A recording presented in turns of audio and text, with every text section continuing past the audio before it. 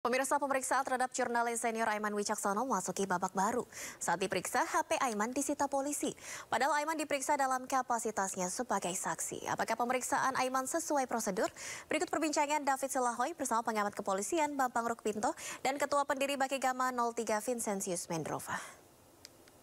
TPN Ganjar Mahfud Aiman Wicaksono menyesalkan ponselnya disita penyidik saat menjalani pemeriksaan di Mapolda Metro Jaya. Sementara itu calon presiden nomor urut 3 Ganjar Pranowo menegaskan akan membela Aiman dan terus mengawal kasus tersebut hingga tuntas.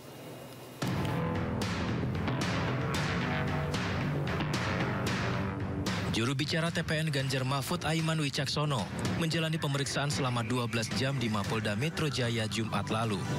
Aiman diperiksa sebagai saksi terkait ucapannya yang menyebut ada dugaan aparat tidak netral dalam pemilu 2024. Aiman bersama sejumlah advokat dan relawan Ganjar Mahfud mempertanyakan atas kasus yang menjeratnya. Sebab kritik dilontarkan untuk perbaikan institusi Polri di tengah krisis kepercayaan terhadap netralitas aparat dalam pemilu. Aiman menambahkan tak hanya ia yang menyampaikan kritik. Sejumlah media massa juga menyampaikan kritik serupa terkait netralitas Polri. Demokrasi harus tetap tumbuh di pemilu yang netralitas menjadi isu yang sampai detik ini terus menjadi kekhawatiran, dan ketika saya menyampaikan kekhawatiran itu, mengingatkan, mengkritisi, maka apa yang saya dapatkan adalah proses yang berujung pada pidana. Tentu ini masyarakat yang bisa menilai, padahal apa yang saya sampaikan juga saya tegaskan juga, disampaikan juga oleh sejumlah media, tadi saya sebutkan juga ya, saya sebutkan lagi, ada dan kita perlihatkan tadi di BAP ya. Media Indonesia ya, 10 November ini tertulis pemasangan baliho libatkan polisi. 10 November ya. Ini. Kemudian ada juga majalah Tempo dan juga podcast Bocor Alus Tempo ya, tanggal 2 Desember 2023. Lalu kemudian majalah Tempo ini, Bayangkara Berburu Suara misalnya. Ini juga ditulis oleh media-media ini. Dan apa yang saya sampaikan itu persis dan bahkan lebih detail disampaikan oleh media-media ini. Pertanyaannya, apakah media-media ini menyampaikan berita bohong? Jawabannya tentu tidak. Lalu kenapa saya di proses pidana? Ini pertanyaan yang besar yang jawabannya saya serahkan kepada publik.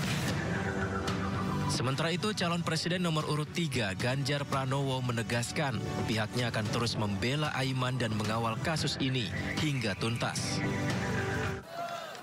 Kami akan bela Aiman. Aiman adalah seorang jurnalis yang sedang menceritakan kondisi dengan hak dan kebebasan jurnalismenya. Maka sebenarnya cara melawannya bukan menangkap, bukan memeriksa, tapi silakan Anda punya hak jawab.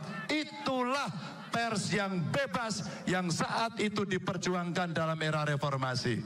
Tim Ganjar Mahfud hari ini akan mendampingi. Kita akan tanyakan pada penegak hukum apa sebenarnya yang terjadi.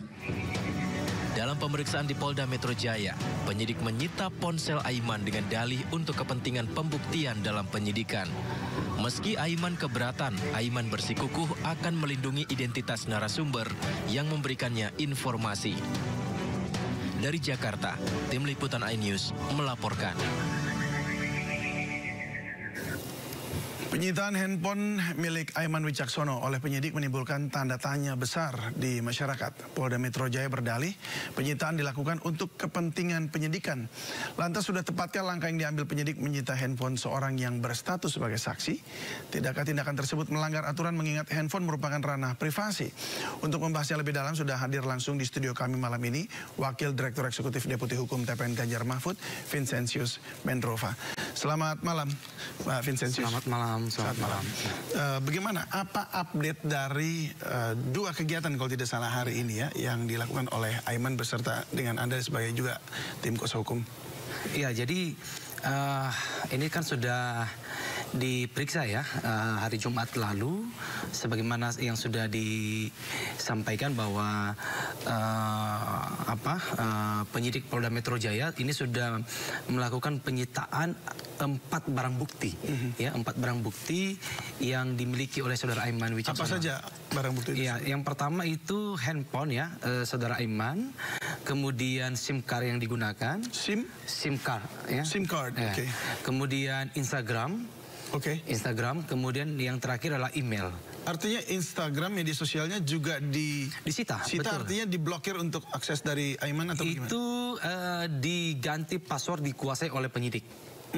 Ya, jadi sedangkan memang penyidik ini memiliki dasar surat izin penetapan penyitaan dari pengadilan. Hanya saja di dalam surat izin penyitaan dari pengadilan ini hanya satu yang diizinkan disita oleh penyidik. Itu yaitu adalah hanya handphone yang dimiliki oleh saudara Aiman. Sedangkan WhatsApp, Instagram dan juga email ini tidak masuk dalam surat yang dikeluarkan oleh Pengadilan Negeri Jakarta Selatan. Gitu. Jadi kita juga mempertanyakan apa hubungannya misalnya Instagram yang dimiliki oleh saudara Aiman dengan pernyataan atau statement saudara Aiman tanggal 11 November 2023 yang dijadikan sebagai objek laporan gitu. Dan seperti email misalnya, itu sama sekali tidak memiliki hubungan menurut kita ya. Itu yang paling memiliki hubungan itu ya WhatsApp sebagai bukti komunikasi dengan narasumber yang dimiliki oleh saudara Aiman. Gitu. Jadi kita sudah menyampaikan keberatan itu, lalu kita juga tetap disita. Tetap disita. Memang situasi pada saat itu tidak ada pilihan selain menyerahkan itu karena memang dilakukan upaya paksa. Penyitaan itu kan upaya paksa. Iya betul. Nah, padahal masih statusnya sebagai saksi ya. Iya, kita juga menyampaikan itu, menanyakan kepada penyidik sifat urgensitas ya, sifat mendesak. Karena menurut kita satu ini betul bahwa sudah tak penyidikan, tapi saudara Aiman ini kan masih berstatus saksi. Kalau memang dianggap saudara Aiman ini akan melarikan diri atau misalnya akan menghilangkan barang bukti, toh juga dalam proses penyelidikan kalau memang itu ada niat yang dimiliki oleh saudara Aiman, ya sebelum sampai penyidikan itu barang bukti sudah dihilangkan kan, dan itu tidak dilakukan oleh saudara Aiman. Lagi pula bukti-bukti percakapan itu sebetulnya kita sudah berikan dalam bentuk print out. Jadi print out yang kemudian nama dan nomor narasumber kita memang sudah diberikan kepada polisi. Sudah kita berikan kepada penyidik sebetulnya. Makanya kita menyayangkan penyitaan ini menurut kita bersifat terburu-buru gitu ya. Jadi sedangkan bukti percakapan itu isinya penyidik tahu, hanya saja identitas siapa orangnya ini yang memang kita jaga karena di dalam percakapan itu narasumber saudara Aiman juga menyampaikan bahwa ini tolong untuk dijaga kerahasiaannya gitu. Nah, sebagai wartawan tentu dia punya tanggung jawab hukum untuk melindungi narasumbernya. Dan itu yang dilakukan oleh saudara Aiman. Makanya pada saat di BAP penyidik, ini kan BAP-nya ini fokus pada siapa narasumber. Ini ditanya berkali-kali dan saudara Aiman Wicaksono ini menjawab bahwa bukan tidak memberikan nama, tapi sebagai wartawan yang melekat pada dirinya. Pada saat mengambil atau menerima informasi itu kan statusnya sebagai wartawan. Masih wartawan, masih jurnalis gitu ya. Aktif. Dan dia harus menjaga itu karena kalau dia juga membongkar itu, satu, itu juga dia bisa terancam melanggar hukum. Yang kedua, ini masyarakat tidak akan percaya lagi kepada profesi jurnalis kan ya. Tidak ada orang yang berani memberikan informasi gitu. Jadi oleh karena itu saudara Aiman menjunjung tinggi nilai-nilai kode etik dalam profesi wartawan. Dan disampaikan bahwa di dalam Undang-Undang Pers di pasal 4 ayat 4 itu wartawan punya hak tolak untuk tidak memberitahukan narasumbernya. Nah, ini lagi-lagi kita memang menyampaikan itu dalam BAP, cuman teman-teman penyidik dengan kewenangan mereka tetap melakukan upaya paksa ya, karena penyitaan itu adalah upaya paksa. Ya kita tidak punya pilihan selain harus memberikan pada saat itu karena tidak bisa pulang juga. Jadi empat-empatnya ya. Jadi empat-empatnya. Nah ini yang menjadi pertanyaan juga adalah begini kan, itu di dalam handphone Mas Aiman itu kan terletak atau tersimpan banyak informasi. Yes. Termasuk narasumber-narasumber yang nggak ada hubungannya mungkin dengan yang ini, tetapi yang harus dijaga juga informasinya. Nah, ketika HP itu disita kan otomatis jadi data itu bisa terbuka di situ. Nah, ini yang bagaimana perlindungannya? Betul. Nah, ini yang memang yang kita sangat khawatirkan ya. Pertama, saudara Aiman selain sebagai wartawan, dia ini sekarang telah ditunjuk sebagai juru bicara tim pemenangan nasional Ganjar Mahfud. Gitu. Dan juga saudara Aiman ini kan sebagai caleg juga ya, caleg DPR RI di Partai Perindo.